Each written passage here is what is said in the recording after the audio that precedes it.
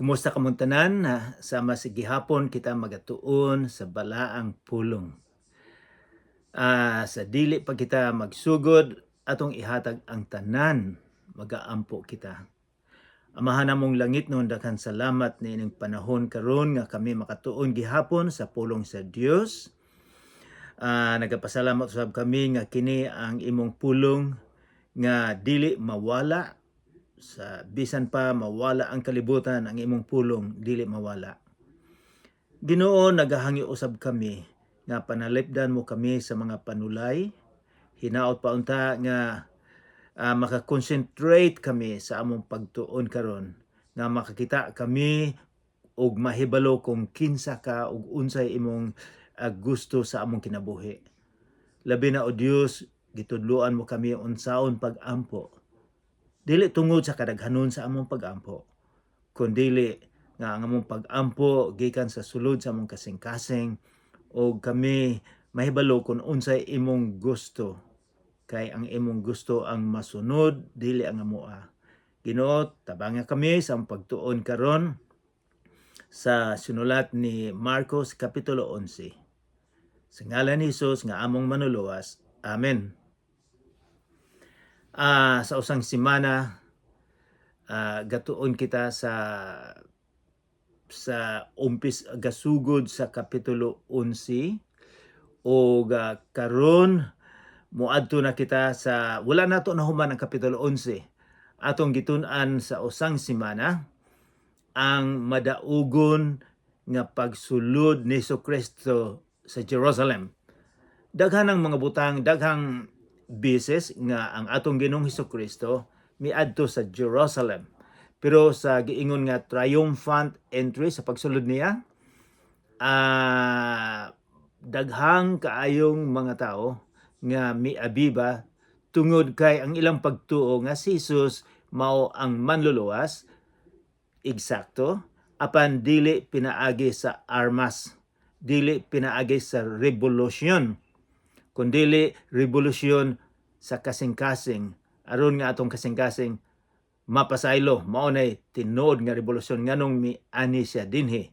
O ato sa mahibaw-an nga nian ang panahon na ang mga Romano, kung naay parade pag sulod nila sa syudad, ang usa ka general nga gipildi nila nakapatay siya 5,000. Pagsulod niya abibahan sila, adunay dako kaayong welcome.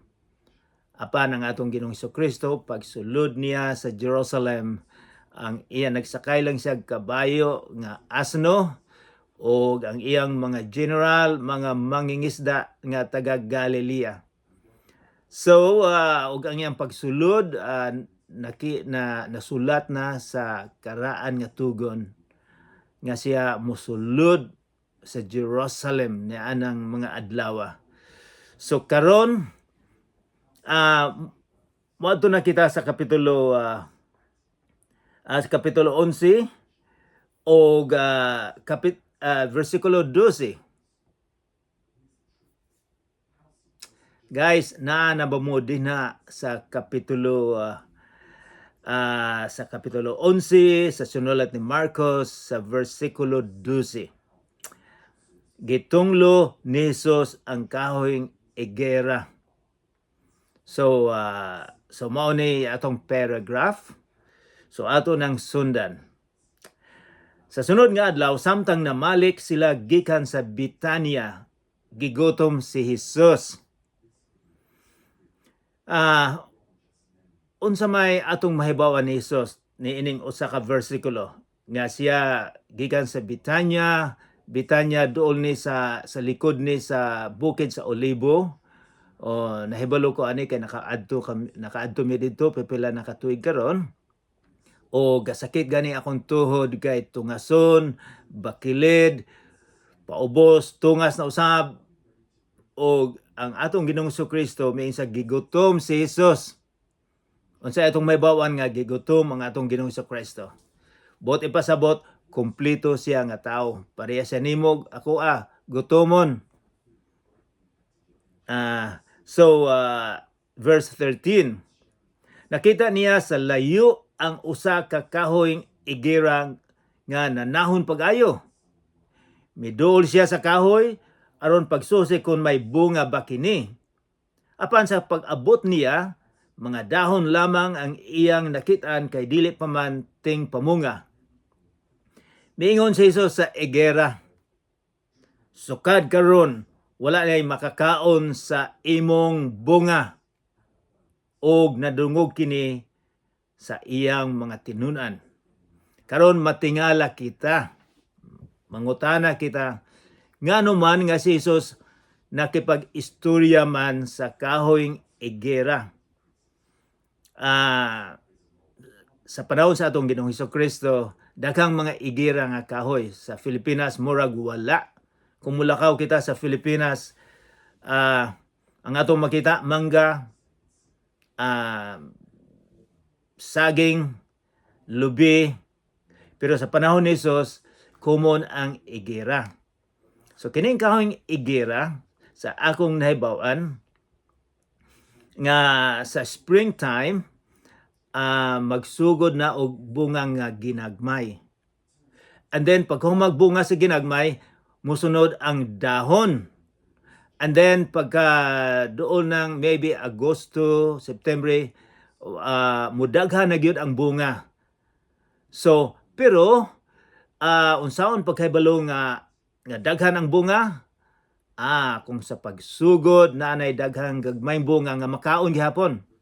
So may balo sila nga ang harvest daghan. Apan kini sa paglantaw ni Jesus sa layo pa daghan kaayong mga dahon. So iyang giadto. Pag adto daghang dahon, wala man di ay bunga. Maayo lang sa paglantaw sa layo, apan kung duulo nimo tan-awon gyud nimo walay bunga. Mao nang gitunglo ni Jesus kining kahoy nga igera. Karon unsa may atong makuhaan nagtudlo ba si Marcos og kahoyng igera or si Jesus nagtudlo adunay parabulo, adunay buot niyang ipasabot nga mahibaw-an sa iyang mga disipulo? Gitunglo niya ni. Nganong gitunglo man niya ni? Unsa man sa iyang parable, unsa may buot niyang ipasabot? Sa akong nabasahan, ang buot ipasabot ni Jesus, mao nga gitunglo niya ang templo. Kining templo, sa panahon ni Jesus, dako kayo ni. O kanang templo, mao'y sentro sa ilang pag-ampo. Sentro nila sa ilang pagsimba. Sentro usab ni sa ilang Supreme Court. So, sentro usab kini nga ang mga tao moadto dito, daghang mga tao gikan sa ubang nasyon moadto dito sa templo para muhalad. Kay mituo lang sila nga dito ang Ginoo, nga ang Ginoo naa sa sulod sa templo. Nga dito lang sila mapasaylo sa ilang sala. So kining tanan, ang templo mao'y pinaka-sentro, mao'y pinaka-importante sa kinabuhi, sa relihiyon sa mga Hudiyo.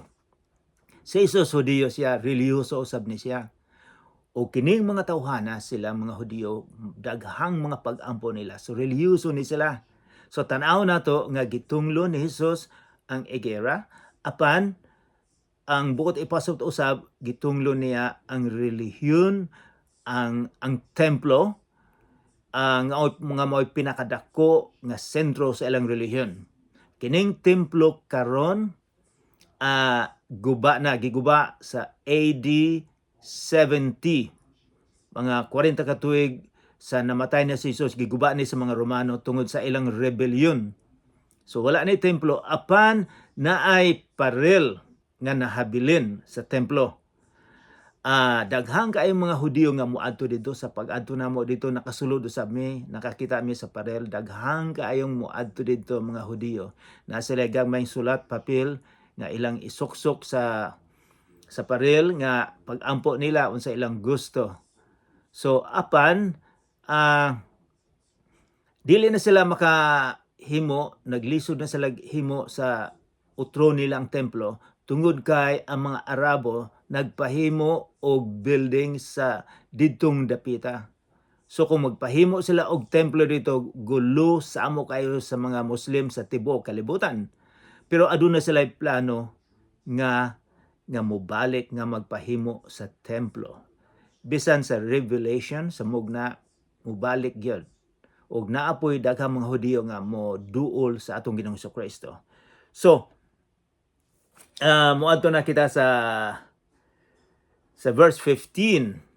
So nakaibulotag templo, naibulotag nga gitunglo ang relihiyon, ang sistema sa pag-ampo sa mga Hudiyo. Versikulo 15, sa pag-abot nila sa Jerusalem. Dito ang templo. Misulod si Jesus sa templo o giabog ang tanang mga namaligya o namalit dito. Giyon sa man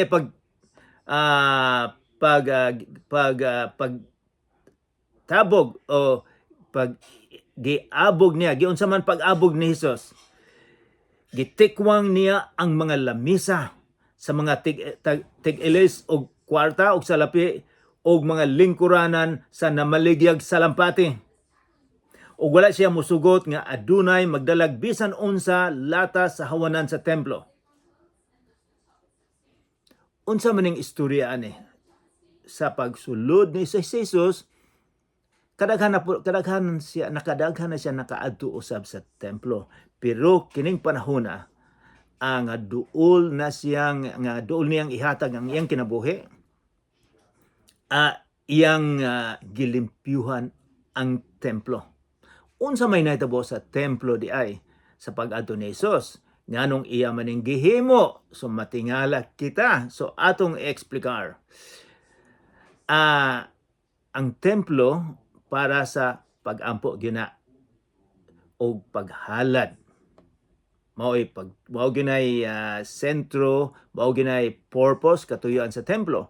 Apan ang nahitabo sa panahon ni Jesus, gigamit nila nga mangilkil sila sa mga tao. Mangilad sila. So mangutana mo, ngano mangilad man sila? Kining nahitabo karon. Kini nahitabo din sa giingon nga Gentile court. Daghang mga kwarto sa templo. Apanay usa ka lugar gyud sa mga Gentile rang. Mga hintel nga nahimo silang Hudiyo, so dito lang sila makaampo.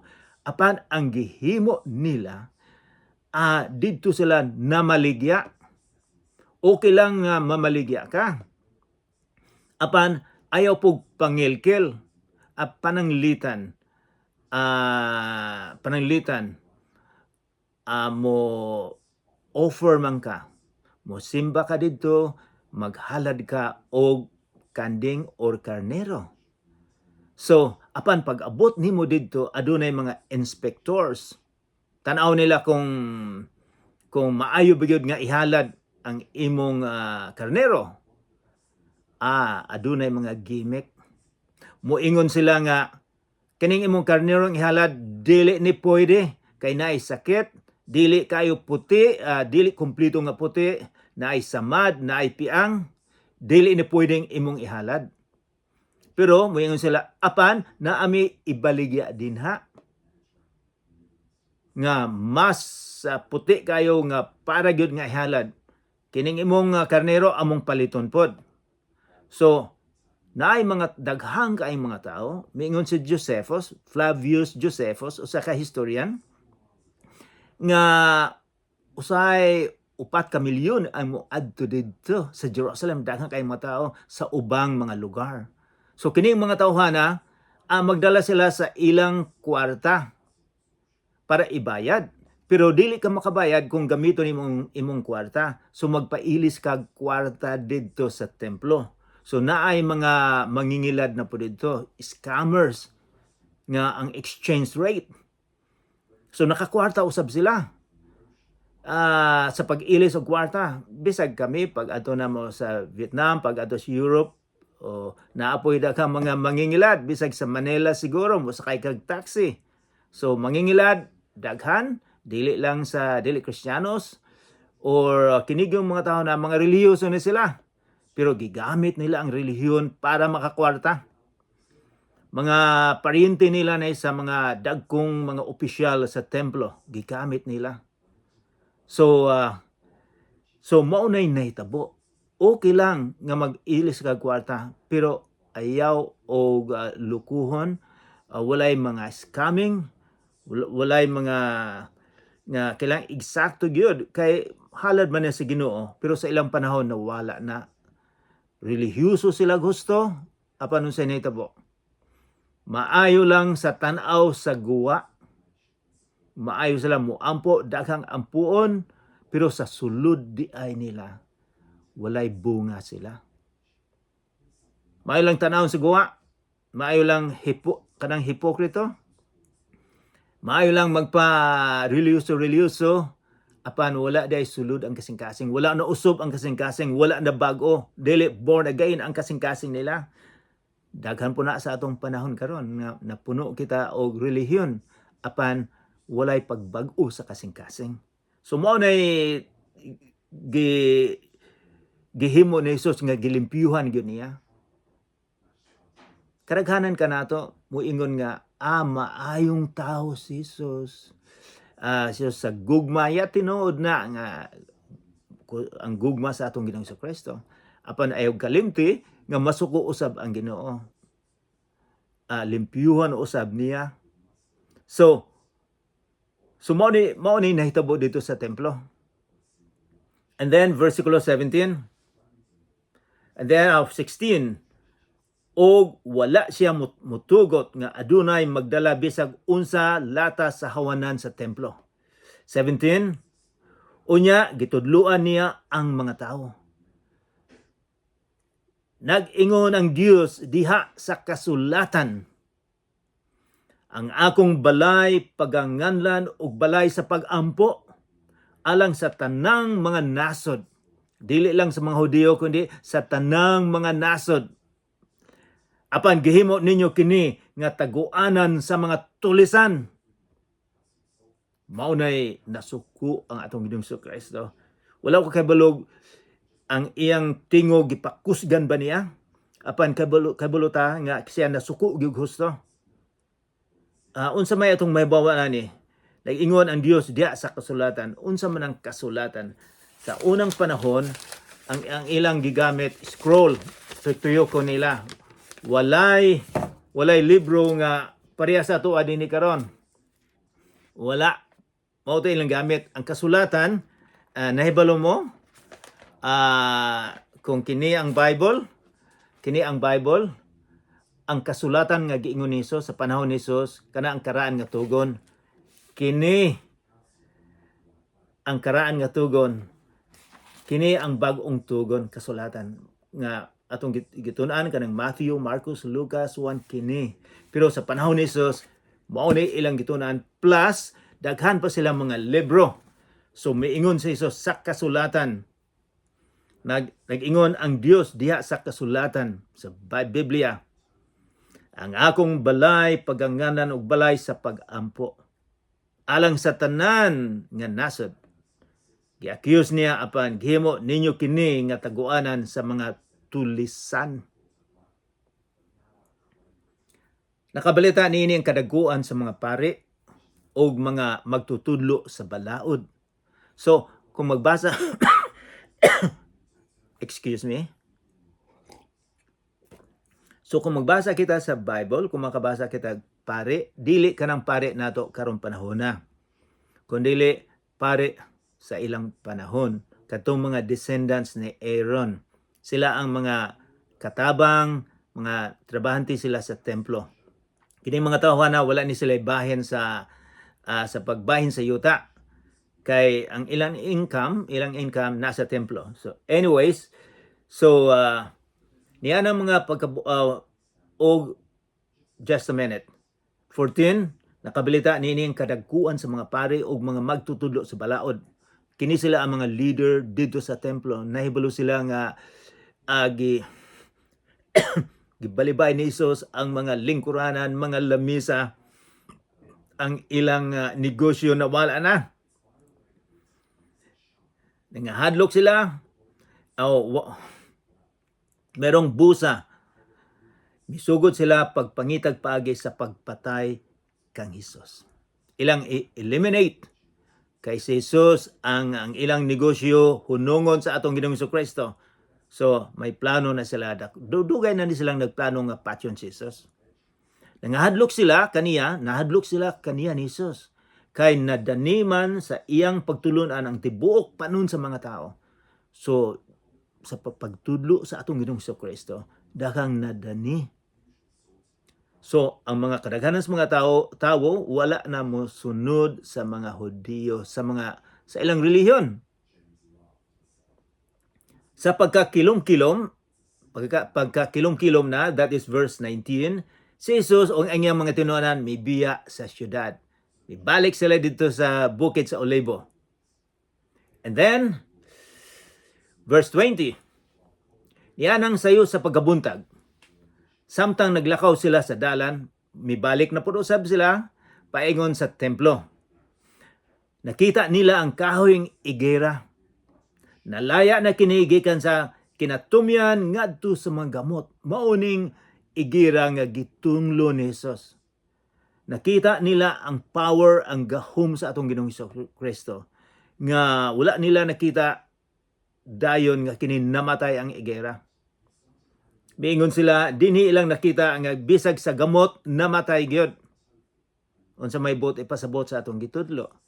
Nga ang templo nila sa sentro sa ilang pagampo, gubaon gyud na.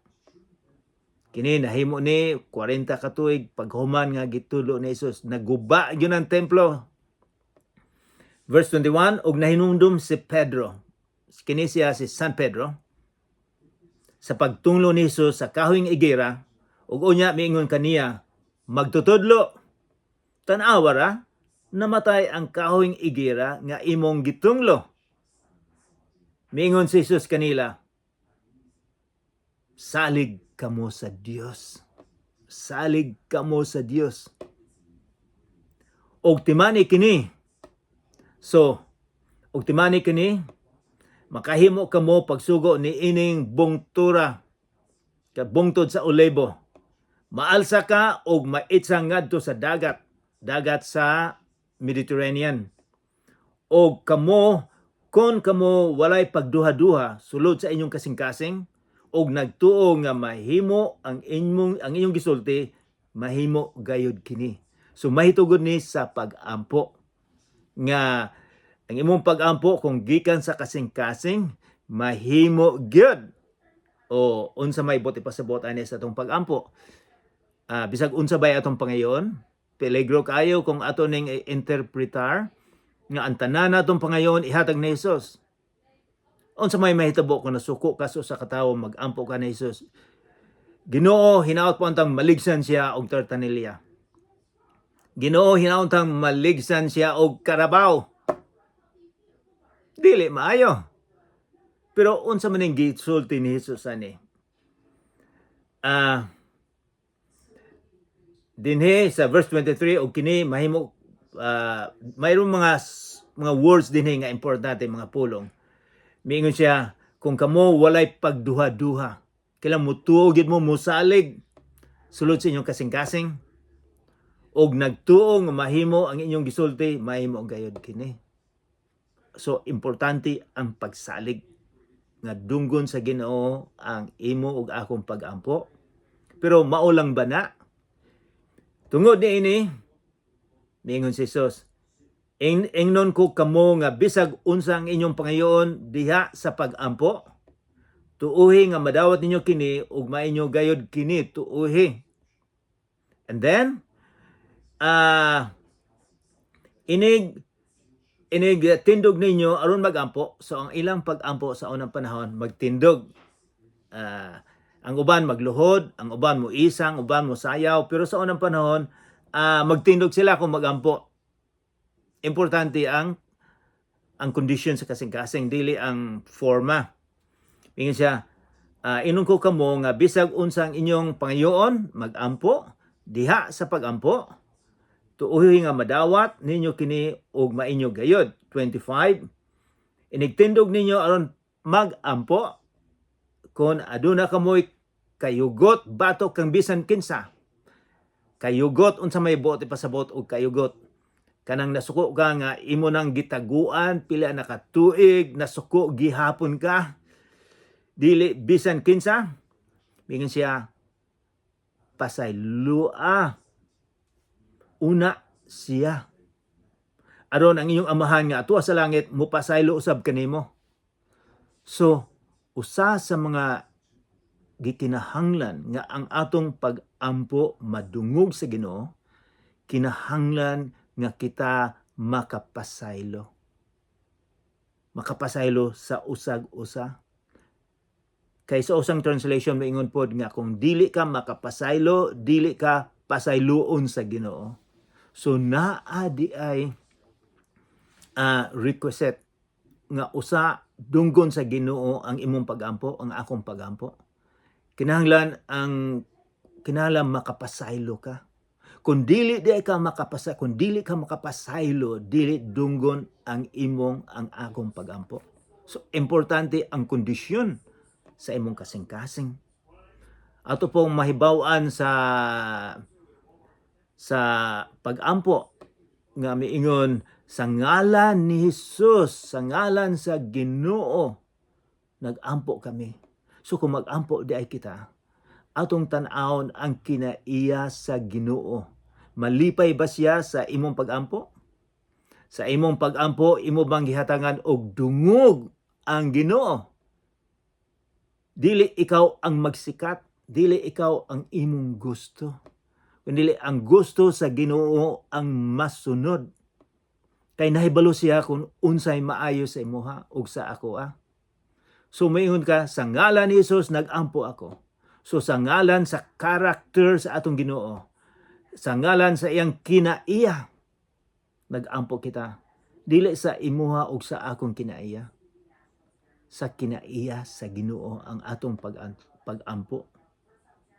Unsa may giingon sa atong Ginoong Kristo sa dihang gipangutana siya, daghang kayong mga balaod sa mga Hudiyo sa ilang panahon, 533 or 633, gipangutana siya unsa man gyud ang pinakadako, pinakaimportante nga balaod.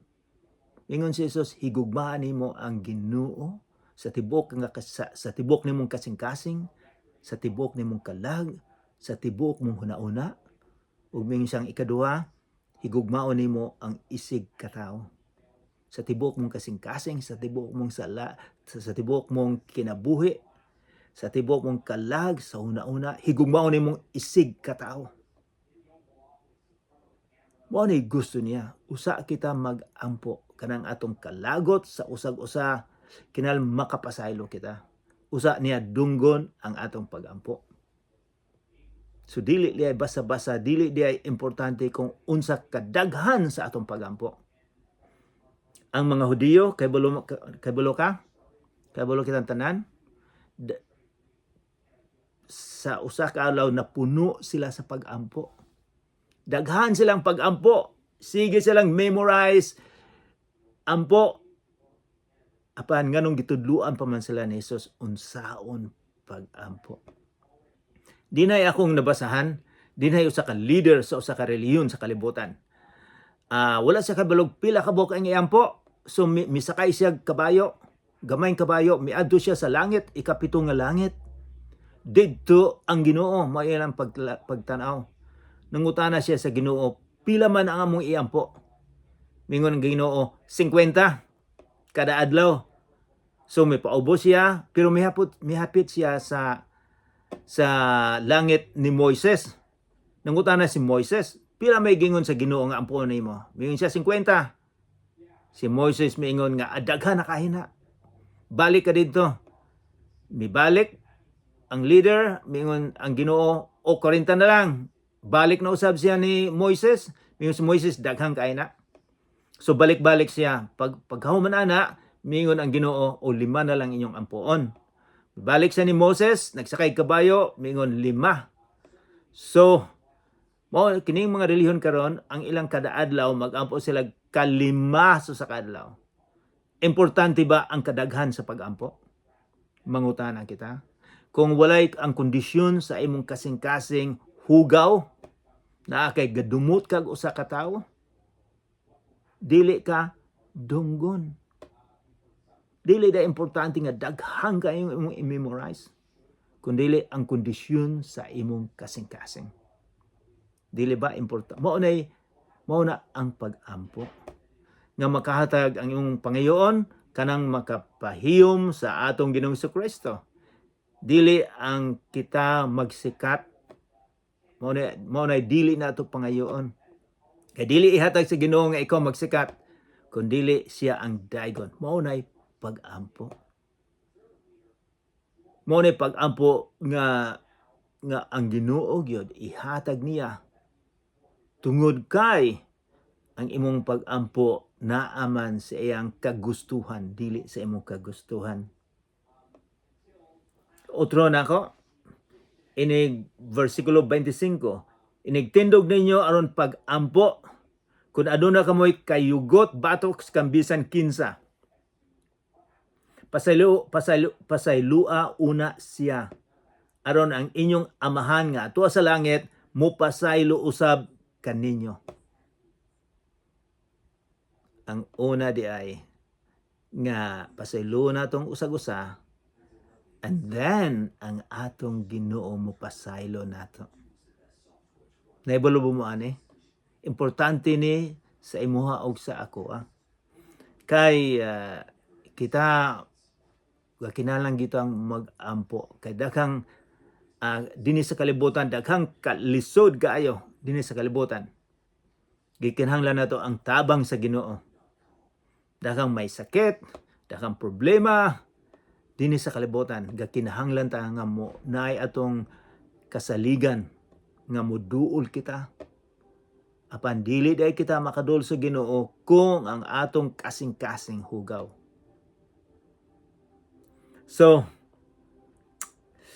unsa may atong buhaton karon? Nabag-o ba nato ang atong paglantaw sa atong Ginoong Kristo? Nabag-o ba nato ang paglantaw sa atong kasing-kasing? Unsa may gitudlo ni Jesus nga mapasaylo kita kung miyembro kita sa usa ka relihiyon, nga dunggon niya ang atong pag-ampo kung kita member sa usa ka religious organization. Dili, kundi ang kondisyon sa atong kasing-kasing. Mapainobsanon, dili kita hambugiro nga dili ko makapasaylo because I am somebody. Wala ko'y sala. Ikaw ako makasasala. So, kinahanglan nga kita makapasaylo. Kay si Jesus, kumuduol ta kaniya, tungod sa iyang dugo nga gipaaga sa dito, malimpyuhan ang atong sala. Tungod sa kondisyon sa atong kasing-kasing. So, mag-ampo kita, muduol kita sa Ginoo, aron nga atong pag-ampo iyang dunggon. Mag-ampo kita. Ama namong langit nun, daghang salamat sa imong gitudlo karon nga ang pag-ampo imong dunggon kung ang kondisyon sa among kasing-kasing mapasayloon. Dili kami mapasaylo kung dili kami makapasaylo sa mga tao. Ginoo, daghang salamat sa imong gugma nga nagpakamatay ka kanamo karon. Wala nay laing relihiyon, walay laing mga tao nga makapasaylo kanamo nga gahatag sa iyang kinabuhi. Ikaw lamang. Pasayloon mo kami sa among mga sala. Sa ngalan ni Jesus nga among manluluwas. Amen.